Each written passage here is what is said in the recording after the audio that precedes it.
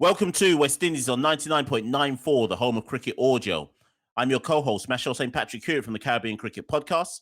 And with me as ever is my other co-host, Santokie Nagulendran, also from the Caribbean Cricket Podcast. We're your home for West Indies cricket content, and we'll be right here several times every week discussing them. You can find us in your favorite podcast places, on YouTube, or in our 99.94 app.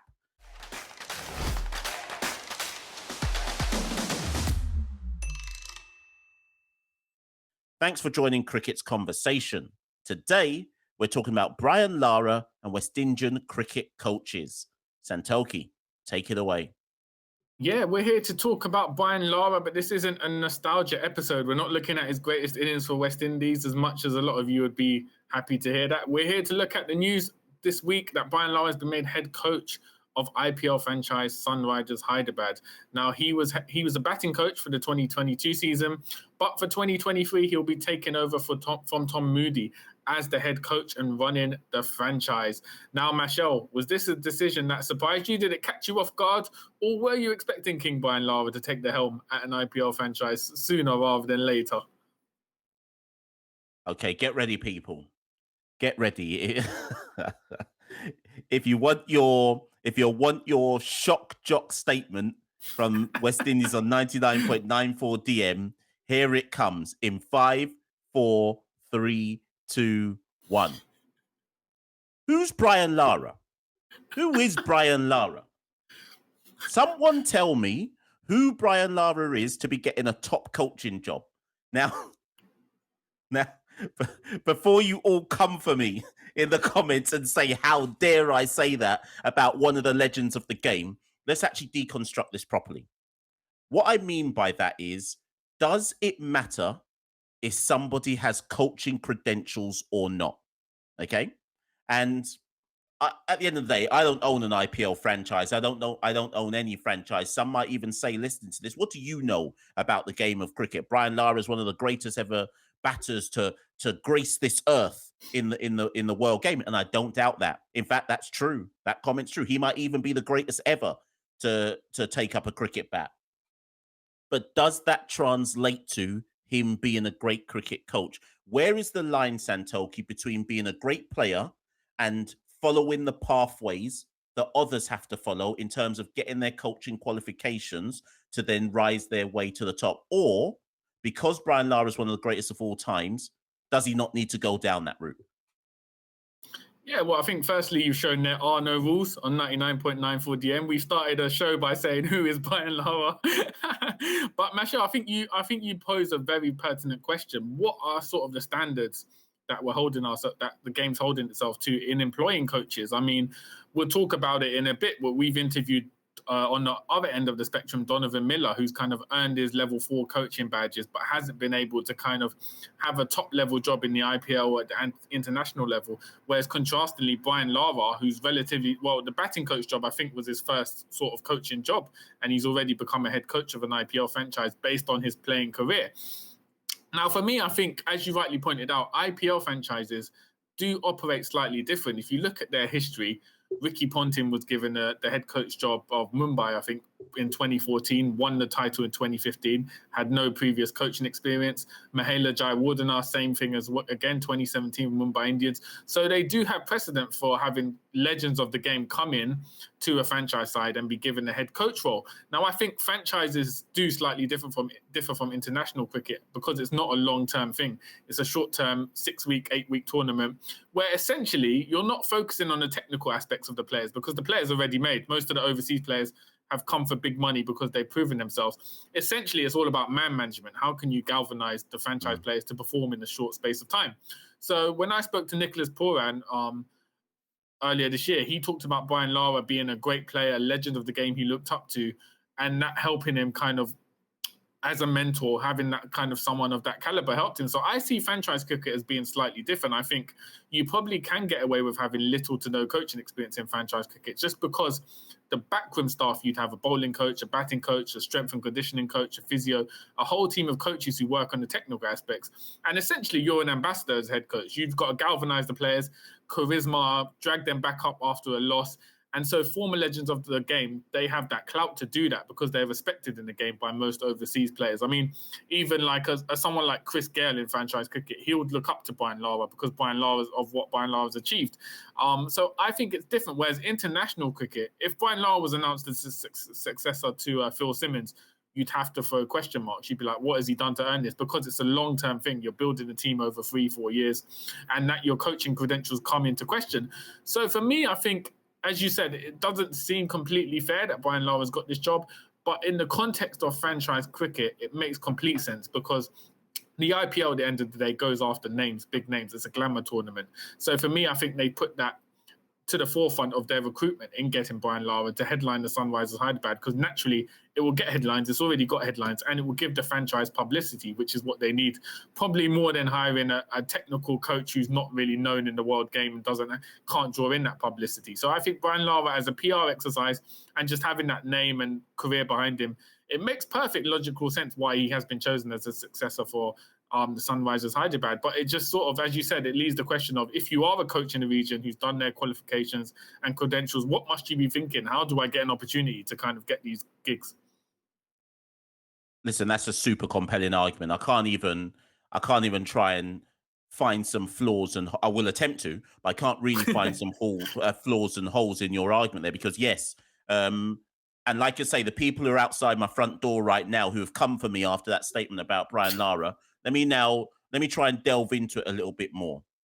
Here's my thing, Santokie. I only know of 2 times where Brian Lara has been involved in a cricketing setup. And so when I'm going to outline these times to you, and then I want you to tell me if you think that matters or not. Firstly, last year, as you pointed out, he was already with Sunrisers. And if I'm not mistaken, Sunrisers did poorly yet again as a franchise. He was there as I think he was there as lead batting coach or something like that. And without delving too much into it, in fact, let me find my stats to back it up. Last season, the Sunrisers, I can't remember where they finished. You will tell me in a minute. In fact, I've got it right here. 6 wins and 8 defeats last season, didn't make the playoffs. And they were poor the season before that, before Brian Lara was even there. That's 1. 2, in 2019, and I don't know how many West Indian fans remember this, India toured, late 2019, India toured the West Indies, and Brian Lara and Ramnaresh Sarwan were invited by Cricket West Indies to join the West Indies camp. And they took up the invitation to join the West Indies camp to help the West Indian batters, right? Ahead of that India tour. I think this was just before Phil took the job. So Floyd Reefer, I think, was still in charge of the team, right? I'm just going to remind you, Santokie, what happened in that test series. First test, India won by 318 runs. West Indies made 222 all out and 100 all out. Remember when Bumrah took that 5-wicket that 5-wicket haul and just blew us away, right? Next test, India won by 257 runs. West Indies 117 all out. Second innings 210 all out. Now, that's the great Brian Lara going to help the West Indies team in a test series, and we didn't make a score over 222 in 4 attempts against India. I'm not saying that means he's not going to be a good head coach. But what I am saying is, when I collate the evidence of what he's done so far in anything that can be deemed part of a coaching team, I'm not finding any compelling evidence to say, yes, he must get a top gig now, other than the fact that, well, of course he must. He's Brian Lara. Where do you stand on that argument? Yeah, no, I think that's a completely compelling argument. The evidence doesn't back up that he sort of earned this, other than the fact he is Brian Lara. As you said, he's worked as a consultant for the India test. Obviously, we're not expecting miracle results. We're not expecting John Campbell to have scored a double century in that just because Brian Lara's there. But sort of the ground in there, the progress, you can't really judge it because he's not done well in the India test. And then Sunrisers Hyderabad, as you said, they've had a very mediocre season, particularly with the bat. So you're wondering, what has he sort of highlighted or demonstrated? Because I'm assuming there would still be some sort of presentation or interview for him to get this role as head coach of Sunrisers. So what has he sort of used as evidence to prove his credentials as a coach? So again, this draws back to the point that it's essentially a glamorous signing, like a coach with a big name, Brian Lara. Now, this poses the question, Mash. If, as we said, we think Phil Simmons will eventually step down after the 2023 World Cup, it's not confirmed, but just based on kind of our own instincts and the situation of West Indies at the moment. Would you rather have a Donovan Miller, Floyd Reef, a guy, someone who's worked on the ground and their coaching credentials, or would you take a gamble on Brian Lara, sort of galvanizing a team that hasn't got much confidence and saying, look, I scored 400. This is what I can do. Come on, guys, we can do it, and use that feel-good factor to build the momentum. Where would you stand? Do you see him as having a career in the West Indies at international cricket, or do you think he essentially would need to win a few titles with Sunrisers or do something amazing at franchise level before we can even consider him? Well, that's a very good question, because does Brian Lara have any ambition to coach the West Indies? I would say no, because if he did, he would have made it clear by now.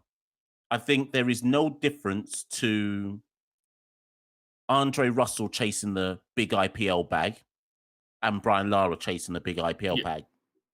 I don't see any difference in it whatsoever. I sometimes hear people say, when they like sack Phil Simmons, they're like, bring Brian Lara, bring the legends in. And I remember having a conversation with a good colleague of mine who made the point that these legends, and I'll use Lara as an example, would never want to give up basically 9 months of the year to go round the world with the West Indies playing ODIs, tests, T20s, etc. A head coach position for an international side is just basically means long time away from your family. And in the West Indies case, losing the large majority of those games. So that's not a critique of Lara at all. I'm not saying that to say, oh, therefore I can't take him seriously. But on the flip side, how do I phrase this? If he really wants to coach, shouldn't his priority be West Indies? And that sounds weird, because I'm not saying it must be West Indies, but if he really wanted to coach and you're one of the greats of the West Indian game, wouldn't your first priority be the West Indies to give back in that sense? Am I being harsh there? I might well be being harsh.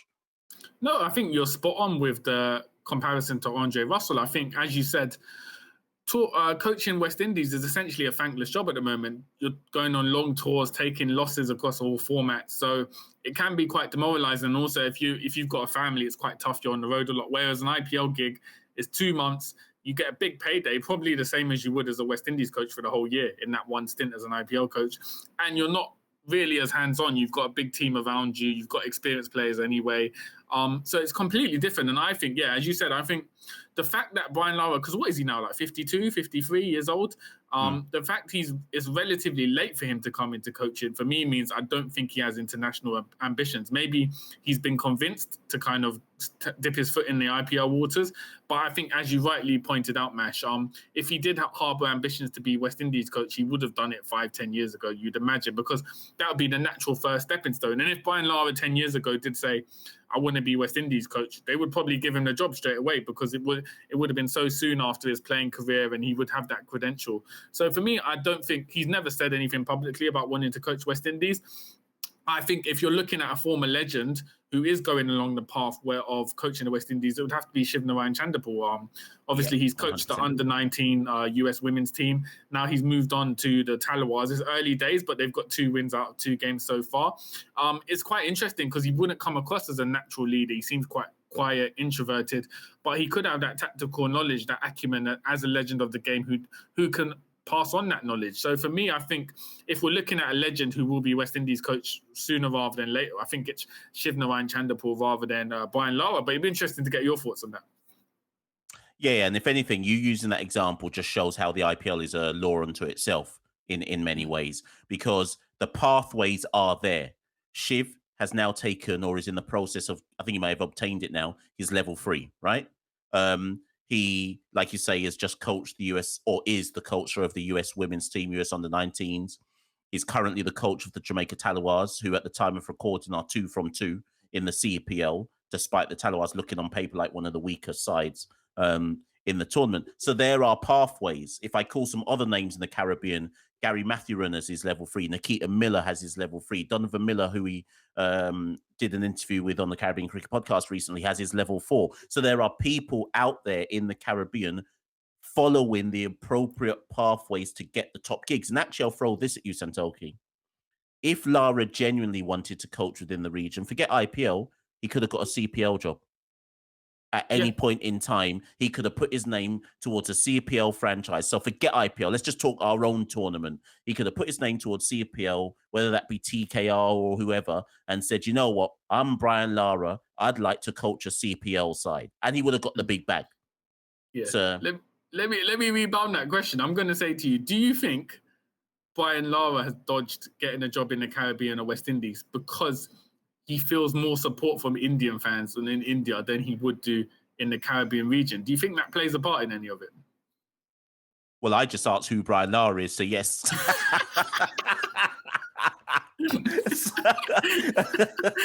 So, when this reaches Brian Lara's ears, I'm gonna.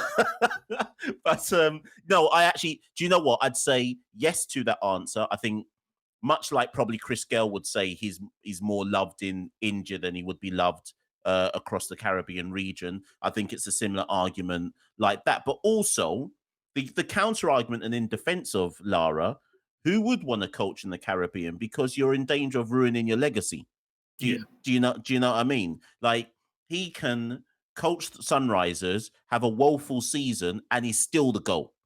Do you know what I mean? Yeah. Or you can come to the Caribbean, coach a CPL side, worst coach West Indies, start losing, and everyone will just cuss you out. But it's, like it's, you it's never did nothing. it's interesting because, like, on our own social media account, it tends to be people outside, fans outside the Caribbean who praise Lara as the legend.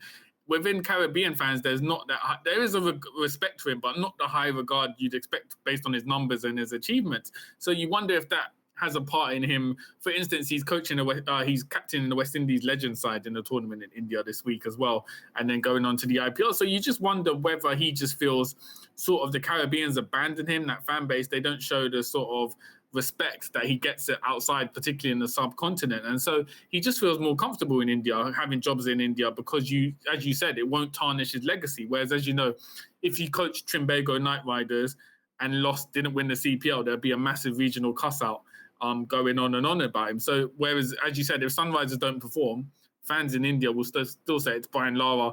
He gave us the memories when we were younger, like he's one of the all-time greats. So you almost feel like he's got a free pass in India, and that's probably why he's gone there rather than going to the Caribbean, where it's essentially a lose-lose, because if he won the CPL, it'd be like, he's got a strong team. It was easy. It's a small tournament, that kind of thing. If he lost it, it'd be a cuss out. So probably, as I see, he's got a free pass in India to get the job. And I don't think we'll ever see him in the Caribbean, just because there's too many pitfalls, you'd imagine, in the environment. And it sort of dates back to when he was captain, sort of the criticism he did get and all that kind of thing in the region. So I'd imagine, yeah, as you rightly said, if he was going to coach in the Caribbean, it would have been a few years ago. I think that ship has sort of sailed. Yeah, I think if we kind of sum it up, we'd say respect talks and money talks, and in both regards, he has it in ample volumes in India, and there would be question marks about to what extent he has it. He has it within the Caribbean, and I guess I would also say the fact that Lara's accepted the job now, or decided to kind of step into the head coach role now, what I would say is, and again, this is in defense of Lara here, this may well be the beginning of him trying to get coaching jobs. So, for example, don't be surprised if, like, we saw him from here. So, okay, he coaches Sunrisers, then he might go to the UAE league to get a big bag in the UAE league, or he might go to that South African league to get a big bag, or wherever else. I just don't think he'd consider that in the in the Caribbean context. But worse, Santokie, and maybe this is the final point we should talk about. What does that say, though, about, and it goes back to my pathways question for Caribbean coaches, but a different way now. Can any Caribbean coach get a big bag job other than somebody like the stature of a Lara? Now, hear me out before you answer that. So, for example, if they wanted to, could you see in the future a Chris Gale or a Kyron Pollard jumping into a big bag job just off the nature of, because at the end of the day, they're T20 goats. So let's say Kyron Pollard, who's 35 now, let's say 10 years from now, a 45-year-old Kyron Pollard says, you know what, I want a coaching job. He's a GOAT in the T20 sense. Would that catapult him into a big bag job, irrespective of coaching credentials? Or are we just saying Lara is in the stratosphere of cricketing greats, so he can, and there's no one else in the Caribbean who could really and truly get that kind of opportunity? Well, it's an interesting one. I think Pollard, because of his legacy in the IPL for Mumbai Indians, and also even within Trinidad, and also the fact he's known as a very tactical and astute captain, I think it would probably be more natural for someone like Pollard to kind of step up to be a coach. But I think because of his legacy in T20 cricket, I think he would walk into a job anyway, similar to Lara. I don't think Lara is a one-off. I think if Narayan wanted to, if he was a good talker, if he had that charisma, then Narayan could be probably a coach based on his legacy. Narayan, DJ Bravo, Andre Russell, Kyron Pollard, Chris Gale, all the GOATs, because they've achieved so much in the format. I think franchises would take the risk and get it. Now, the other question that leads to is, if you're a Floyd Reefer or Nikita Miller is a good example, as you mentioned, what is the pathway to even get to a head coach role within a franchise? Because it almost seems blocked off at the regional level. You can get a regional role, but then you're not particularly trusted to get a franchise role, where they tend to get overseas coaches a lot of the time. So what is the pathway between proving your credentials at regional level and getting a CPL job? And this would where we've seen Pollard call for it, we've called for it. A regional T20 cricket separate from the CPL would be perfect, just for the coaching opportunities as well. If Nikita Miller coached the Jamaica side in a Carib T20 tournament, did well, showed he was tactically astute, he might get an opportunity to be an assistant coach at Jamaica Talawars in the CPL. So that sort of pathway is missing for regional coaches who are working on the ground and do have their coaching badges. That's a really good point, and I'll use one example to highlight this. So this year in CPL, TKR's head coach is Abhishek Nair. Honest to God, I'd never heard of this brother before until somebody told me that he was the head coach of TKR. Now, the reason why I bring it, I bring this up, though. Man said, "Who is Brian Lara? Who is Abhishek Nair?" It's all going off tonight. Listen, late nights watching CPL has sent me do lally, man. But when people told me he was the head coach, because I'm actually going to make a serious point out of this. A couple of years back, Nikita Miller was assistant head coach to Brendan McCullum when he was head coach of TKR. I think that was the year that TKR even won the competition. So 2020, I think he was assistant head coach then, right? And then last year, St. Kitts won it. I think Simon Helmut was the head coach and Donovan Miller was the assistant to Simon Helmut. So my thing is this. You got two West Indians who are assistant head coaches in CPL franchises. Neither one has been allowed to step up. Do you get what I'm coming? And I'm not trying to critique franchises. I'm not even trying to critique franchises. I think it just echoes the point you're making here. So you can be a West Indian head coach and part of a successful franchise. 2 years later now, TKR, it's not like they've turned to Nikita Miller and went, "Oh yeah, you were the assistant when we won in 2020. Your time now." Like, do you see what I mean? So I don't know. I'm not saying it does, but I don't know if that speaks to a hesitancy to give the head coach positions at franchises to non-big names. Because like you said, we mentioned Shiv earlier on. Shiv's got it, but Shiv's a big name. He's a legend of the game. He's a legend of the game as well. Yeah, I think it's partly, as I said earlier, I think it's partly PR. If you get a Tom Moody or Andy Flower, that's a story in itself. You can hype it up as him being a head coach. Adds a bit of glamour to it because of their credentials. So it seems like franchises are looking partly for that aspect as well, which is why you don't often see players without that name credential, someone like a Nikita Miller being given a head coach of a franchise, because you'd imagine from a fan base point of view and in terms of like the PR around it, they probably would say it'd be underwhelming for Nikita Miller to head coach Trinbago, even though he would be deserving of it. As you said, he was assistant coach when they won it in 2020. So for me, the dynamics of franchise cricket means that it's going to be very hard for coaches without a playing credential or big name aura to kind of get the job, because as well as your technical ability and knowledge, it feels like part of it is that kind of presence that you have and your publicity and your reach around the world in getting the job. So yeah, it's a different dynamic, but I'd imagine because of the skewed economics within franchise cricket, it's always going to be this way. Like, you can't imagine with the money invested into franchises, they would give an opportunity. It'd be less and less likely they'll give an opportunity to someone to prove their name. They'd rather have an established name to get their money's worth, essentially. Just before I open the door for the people banging it down, yes, I am aware that Abhishek Nair is the assistant head coach for KKR. So obviously that makes sense. He goes to TKR. I just looked that up. But the other thing that we should just point out, Santokie, before they come for us in the comments, is that, of course, people are going to say, yeah, but Darren Sammy is the head coach of St. Lucia Kings. But that's an anomaly because of Darren Sammy might as well be royalty in St. Lucia. And Darren Sammy also doesn't have coaching credentials to suddenly be head coach of St. Lucia Kings. But you could argue, Santokie, that even in Sammy's case, people are going to laugh when I say this, but do you get it when I say even he's kind of a GOAT in the kind of larger than life? His profile makes him a GOAT. If you see what I mean, he's won the World Cup twice. He gets GOAT status. Basically, so I don't think you can't use that. Yeah, because his playing record might not match up to like Andre Russell or Pollard, but the fact he was captain of a World Cup winning side, he won the World Cup twice, just his legacy, like, and how popular he is in like Pakistan and things like that. His personality and his credentials all add up, so he would be in line with a GOAT status to kind of get the job. And as you said, he's got a stadium named after him in St. Lucia. It would make sense that he got the role because he's an anomaly in the sense that he's got royal status in St. Lucia. Like, no one else has achieved what he has in St. Lucia. So he'll always get that pass and opportunity. There'd be uproar if he didn't. 100%. Listen, people, there's been a lot of controversial statements in this episode.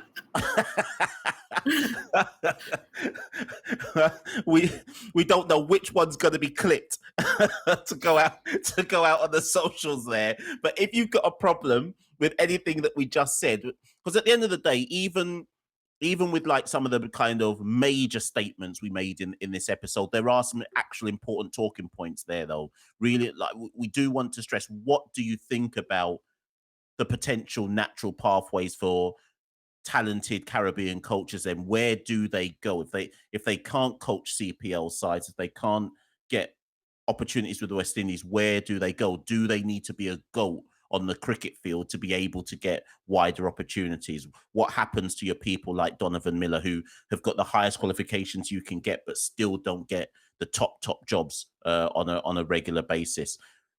Hit us in the comments below. If you're watching this visual, if you're listening to this on the podcast app of your choice, you can at us, Carib Cricket, Twitter, Instagram, etc. But Santokie, that's goodbye from me. Is it goodbye from you? Yeah, it's goodbye from me, and I'm off to Google who is Brian Lara. Stay locked, people.